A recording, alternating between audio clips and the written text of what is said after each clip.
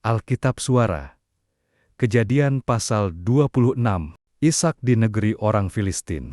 Maka timbullah kelaparan di negeri itu. Ini bukan kelaparan yang pertama yang telah terjadi dalam zaman Abraham. Sebab itu, Ishak pergi ke Gerar, kepada Abimelekh, raja orang Filistin. Lalu Tuhan menampakkan diri kepadanya serta berfirman, "Janganlah pergi ke Mesir. Diamlah di negeri yang akan kukatakan kepadamu. Tinggallah di negeri ini sebagai orang asing. Maka aku akan menyertai engkau dan memberkati engkau, sebab kepadamulah dan kepada keturunanmu akan kuberikan seluruh negeri ini. Dan aku akan menepati sumpah yang telah kuirarkan kepada Abraham, ayahmu. Aku akan membuat banyak keturunanmu seperti bintang di langit. Aku akan memberikan kepada keturunanmu seluruh negeri ini, dan oleh keturunanmu semua bangsa di bumi akan mendapat berkat. Karena Abraham telah mendengarkan firman-Ku dan memelihara kewajibannya kepadaku, yaitu segala perintah, ketetapan dan hukum-Ku. Jadi tinggallah Ishak di Gerar. Ketika orang-orang di tempat itu bertanya tentang istrinya, berkatalah ia, "Dia saudaraku," sebab ia takut mengatakan, "Ia istriku," karena pikirnya, jangan-jangan aku dibunuh oleh penduduk tempat ini, karena Ribka, sebab elok parasnya. Setelah beberapa lama ia ada di sana, pada suatu kali menjenguklah Abimelekh, raja orang Filistin itu dari jendela. Maka dilihatnya Ishak sedang bercumbu-cumbuan dengan Ribka, istrinya. Lalu Abimelekh memanggil Ishak dan berkata, "Sesungguhnya dia istrimu. Masakan engkau berkata, 'Dia saudaraku'?" Jawab Ishak kepadanya, "Karena pikirku, jangan-jangan aku mati karena dia." Tetapi Abimelekh berkata, "Apakah juga yang telah kau perbuat ini terhadap kami? Mudah sekali terjadi.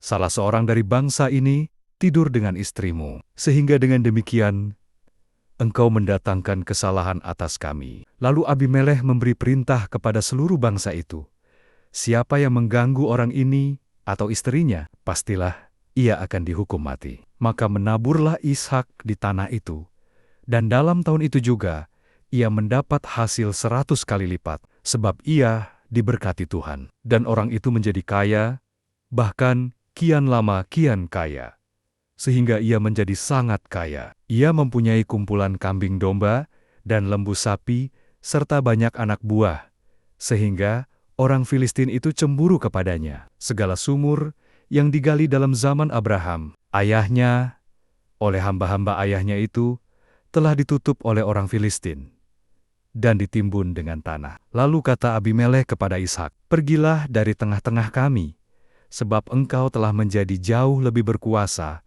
daripada kami." Jadi pergilah Ishak dari situ, dan berkemahlah ia di lembah Gerar, dan ia menetap di situ. Kemudian Ishak menggali kembali sumur-sumur yang digali dalam zaman Abraham, ayahnya, dan yang telah ditutup oleh orang Filistin sesudah Abraham mati. Disebutkannya lah nama sumur-sumur itu menurut nama-nama yang telah diberikan oleh ayahnya. Ketika hamba-hamba Ishak menggali di lembah itu, mereka mendapati di situ mata air yang berbual-bual airnya. Lalu bertengkarlah para gembala Gerar dengan para gembala Ishak. Kata mereka, "Air ini kepunyaan kami."